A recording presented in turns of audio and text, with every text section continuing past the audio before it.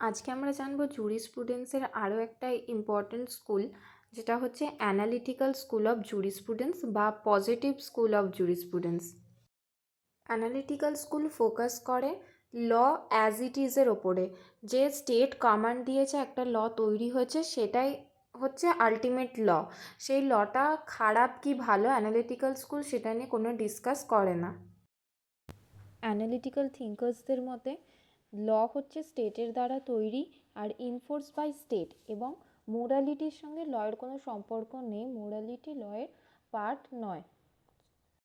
Analytical স্কুলের main thinkers হচ্ছেন John Austen, Jeremy Bentham, এইচ.এল.এ heart আর Hans কেলসন।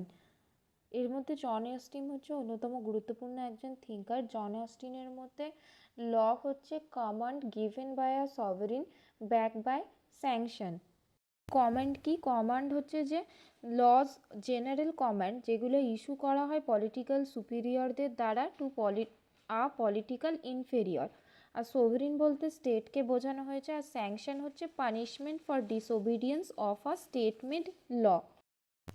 Analytical school mainly state অথরিটির ওপরে emphasise করে। অ্যানালিটিক্যাল স্কুলের মতে যে স্টেট যেই ল তৈরি করে সেটাই হচ্ছে আলটিমেট ল।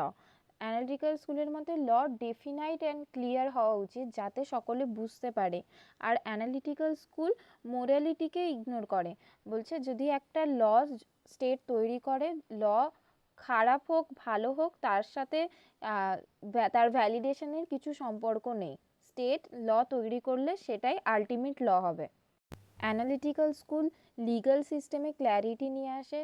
বিভিন্ন ফান্ডামেন্টাল লিগ্যাল যে সমস্ত কনসেপ্ট আছে, সোভরেনিটি, রাইটস, ডিউটি, পজেশন, এগুলো মানুষকে জানতে হেল্প করে।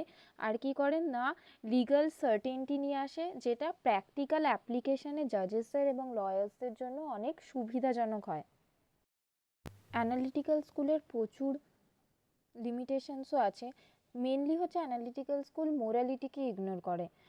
অ্যানালিটিক্যাল স্কুল সাজেস্ট করে কি, যে যদি কোনো ল যেটা আনজাস্ট বা যেটা টাইরেনিক্যাল ল, সেটাও ভ্যালিড হবে যদি সেই লটা সোভরিনের থেকে আসে।